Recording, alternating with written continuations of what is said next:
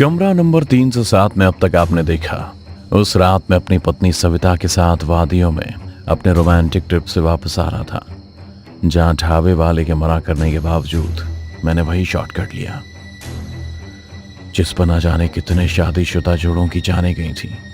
आगे जाकर यह शॉर्टकट हमारे लिए भी मुसीबत बन गया, क्योंकि हमारी गाड़ी का एक्सीडेंट हो गया।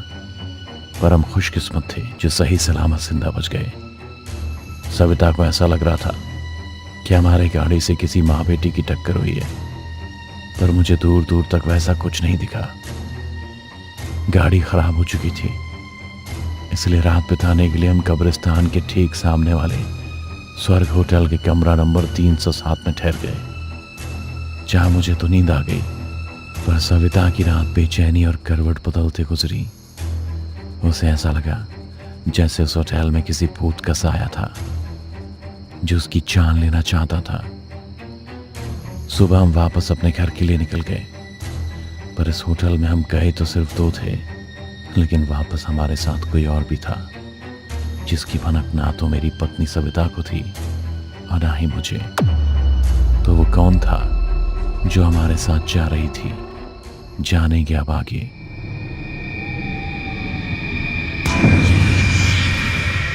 होटल से निकलकर लगभग 5 घंटे की जर्नी के बाद हम अपने फार्म हाउस पहुंच गए, जो हमारे शहर वाले घर से लगभग 100 किलोमीटर की दूरी पर है। मैं आखिरी बार यहाँ अपनी शादी से 15 दिन पहले आया था, और इस बात को लगभग 4 साल गुजर गए। इस फार्म हाउस से कुछ ऐसी यादें जुड़ी हैं जिसे मैं अपनी नई जिंदगी में जगह नहीं देना चाहता।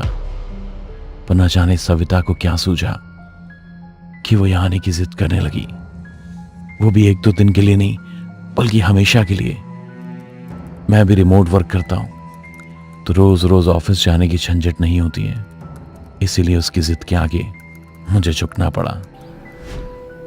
इधर फार्म हाउस पर श्याम ने हमारे रहने का पूरा इंतजाम कर रखा था। सविता भी यहाँ आकर काफी खुश थी। उसे खुश देखकर मुझे भी काफी राहत मिली कि चलो अच्छा हुआ, कल रात की बातें उसके दिमाग से तो नहीं निकली।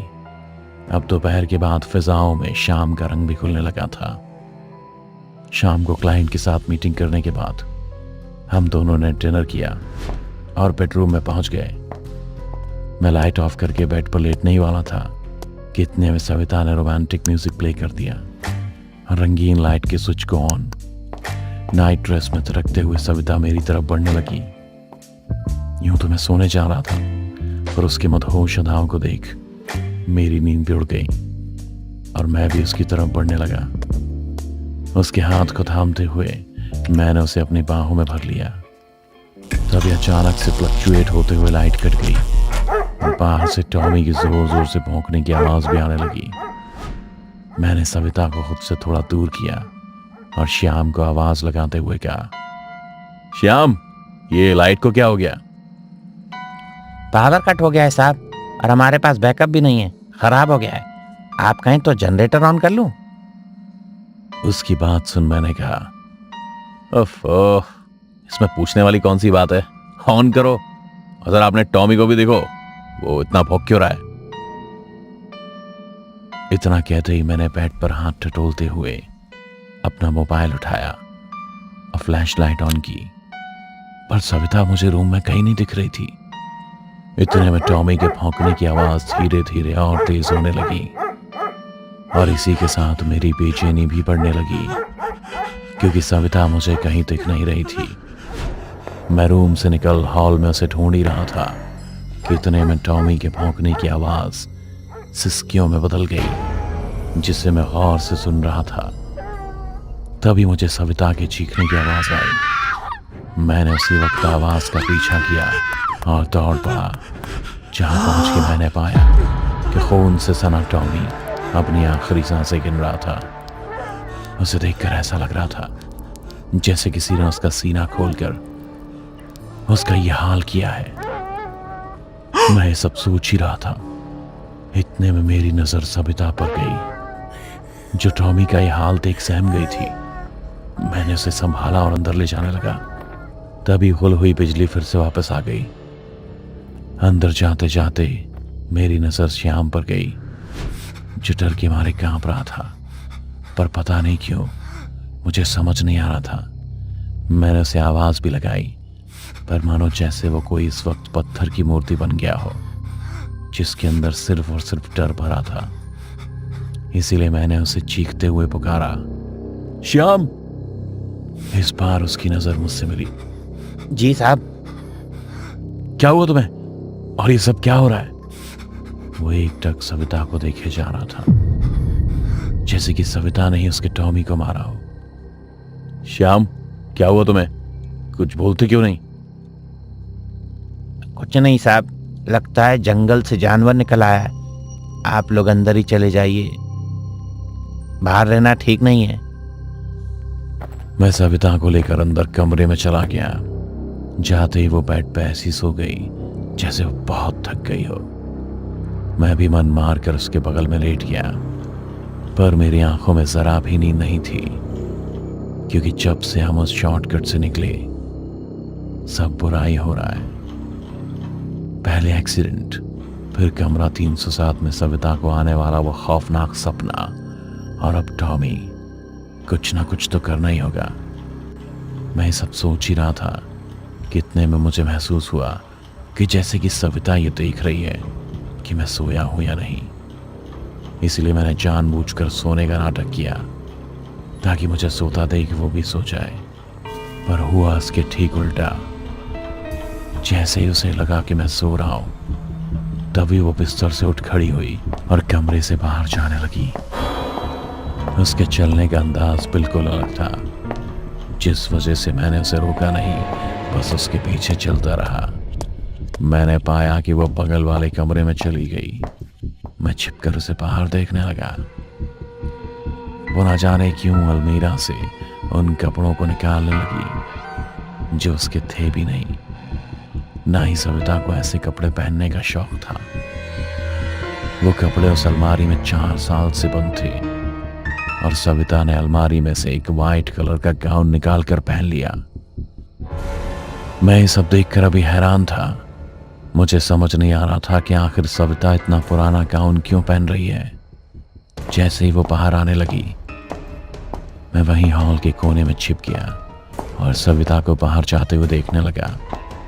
वो फार्म हाउस के पीछे जंगल में जा रही थी, जहां श्याम टॉमी को दफनाकर उस पर मिट्टी डाल रहा था। पर जैसे ही श्याम की नजर सविता पर गई, वो डर के मारे कांपने लगा, और न जाने सविता के बाजुओं में इतना दम कहां से आ गया था, जो उसने हट्टे खट्टे श्याम को गले से पकड़कर हवा में उठा दिया और उससे कहने लगी, तुझे क्या लगता है तू बच जाएगा? अरे तुझे तो मैं उस कुत्ते से भी दर्दनाक मौत दूंगी। सविता के मुंह से ये मरने मारने की बात सुन मेरा तो रोम रोम कांप उठा। अब मुझसे रहा नहीं गया और मैंने उसे चिल्लाते हुए टोक दिया, सविता, ये क्या कर रहे हो तुम? मेरे इतने कहते ही उसने श्याम को झटके में छोड़ दिया और खुद बदहवास हो जमीन पर गिर पड़ी। मैंने बिना देरी किए उसे वहां कमरे में ले आया। बेड पर सुलाकर उसके चेहरे पर पानी के छींटे मारने लगा, पर उसे होश नहीं आ रहा था। मैंने श्याम से कहा डॉक्टर को बुला लें, पर उसने कहा डॉक्टर से कुछ नहीं होगा साहब, क्योंकि सविता बीमार नहीं, पोजेस्ड है। एक पल को तो मैं उसकी बात मानने को तैयार नहीं था, पर जो सब कुछ सामने हो रहा था उसे देखते हुए मैंने श्याम से ही कुछ उपाय निकालने के लिए कहा। तो उसने एक तांत्रिक के बारे में बताया, जो हमेशा हमेशा के लिए रूह से सविता को दूर कर सकता है। पर वो यहां नहीं आ सकते, हमें उनके पास जाना होगा। पर फिलहाल के लिए हम पास के चर्च से पादरी को बुला सकते हैं। उस वक्त मेरे दिमाग में बस इतना चल रहा था कि सविता किसी भी तरह आंखें खोले, इसीलिए मैंने श्याम को पादरी को लाने के लिए भेज दिया। पादरी के आने तक मैंने सविता को होश में लाने के लिए बहुत कोशिश की, पर कुछ भी काम नहीं आया। पादरी ने कमरे में घुसते ही कहा, ये कमरा बुरी शक्तियों के प्रभाव में है। इससे पहले कि इस लड़की को होश आए, बांध दो इसे। मैंने पादरी की इस बात का विरोध करते हुए कहा, फादर, ये कैसी बात कर रहे हैं आप? बीवी है ये मेरी, इसे कैसे बांध सकता हूं मैं? मेरी इस बात पर पादरी ने कहा, मैं समझ सकता हूँ कि तुम उससे बहुत प्यार करते हो, इसके लिए जान भी दे दोगे, पर अगर तुम इसकी जान की सलामती चाहते हो तो जल्दी से इसे बांध दो। इससे पहले मैं खुद ये सारी बातें समझ पाता, सविता को होश आने लगा।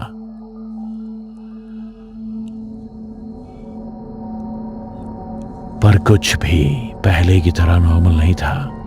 सविता की आंखें अभी खुली भी नहीं थी, पर वो अपने शरीर को ऐसे मरोड़ रही थी जैसे कि कोई रबर हो, और बिना ये सोचे समझे कि उसकी कोख में हमारा बच्चा पल रहा है। उसके चेहरे की रंगत बदलने लगी और पूरे शरीर पर ऐसे दरार आने लगी जैसे कि वो दीवार हो। वो फुसफुसाते हुए दर्द में कुछ बोल रही थी, जैसे कोई किसी के मातम पर रोना चाह रहा हो, पर गले से आवाज नहीं निकल रही हो। ये सब देख मेरी हालत ऐसी हो रही थी कि मैं कुछ बोल भी नहीं पा रहा था। तभी पादरी ने श्याम से कहा, बांध दो इसके हाथ पांव अभी के अभी। श्याम डरते हुए सविता के पास पहुंचता है और उसके हाथ बांधने के लिए जैसे ही उठाता है तो वही हाथ उसके गले को चकड़ दूसरी तरफ दीवार पर दे मारती है। श्याम दर्द से कराता हुआ वहीं गिर पड़ता है और सविता बेड पर पड़ी पड़ी अपने शरीर को और तेजी से मरोड़ने लगी। मैंने पादरी की तरफ देखते हुए कहा, फादर, क्या हुआ मेरी सविता को? आप कुछ करते क्यों नहीं? ऐसे तो ना सविता बचेगी और ना ही मेरा अजन्मा बच्चा। मेरी बात सुनते ही पादरी ने कहा, किसी ताकतवर रूह की कैद में है तुम्हारी बीबी, जो शरीर में रहे उसी को नुकसान पहुंचाती है। पादरी की तरह कहते ही सविता ने चीखते हुए खुद का ही गला पकड़ लिया और उसे जोर जोर से दबाने लगी। मैं अपने हाथ जोड़ पादरी के आगे गिड़गिड़ाने लगा, कुछ कीजिए और बचा लीजिए मेरी सविता और मेरे बच्चे को, प्लीज।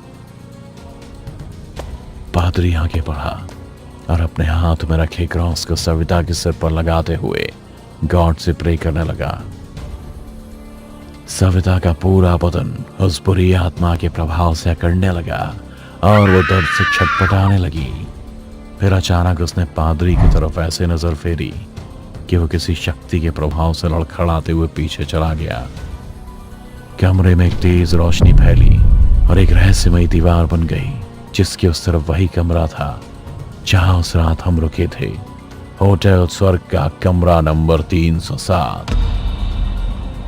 सविता बेड से उठ के उस पार चली गई और बोली, Did you miss me, Vinu? इतना कहते ही वो रहस्यमयी दीवार गायब हो गई और उस दीवार के साथ मेरी पत्नी सविता भी। पर चाहते चाहते मुझे मालूम चल चुका था कि मेरी पत्नी सविता के शरीर पर किसकी रूह ने कब्जा किया हुआ है, जिसे याद कर मैंने चीखते हुए बस इतना कहा, नहीं कनिका, तुम ऐसा नहीं कर सकती। मेरे मुंह से कनिका सुन श्याम की भी रूह कांप गई। तभी पादरी ने मुझसे पूछा, ये कनिका कौन है? क्या किया था तुमने उसके साथ जो उसने सविता का ये हाल कर दिया? मुझे अब सब कुछ समझ आने लगा था कि मेरे साथ क्या हो रहा है। इसीलिए मैंने पादरी से नजरें मिलाए बिना कहा, फादर, कनिका मेरी जिंदगी का वो पन्ना है जिसे मैं दोबारा कभी पलटना नहीं चाहता था, पर वो वापस आ गई। कौन है कनिका जो मेरे और मेरी बीवी सविता के बीच काल बनकर आ गई? क्यों वो सविता और उसके कोख में पल रहे बच्चे की जान की दुश्मन बन गई? क्या ये मेरे पापों का किया धरा है या कुछ और? जानेंगे कमरा नंबर 307 के फाइनल एपिसोड में।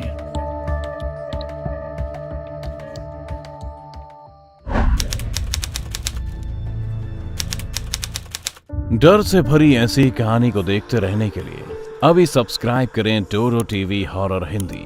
और अगर आप चाहते हैं कि आपकी भी डरावनी कहानी देखें दुनिया वाले, तो अभी भेजिए अपनी कहानी डोरो टीवी के मेल एड्रेस पर। हो सकता है अगली रूह कपा देने वाली कहानी आपकी हो।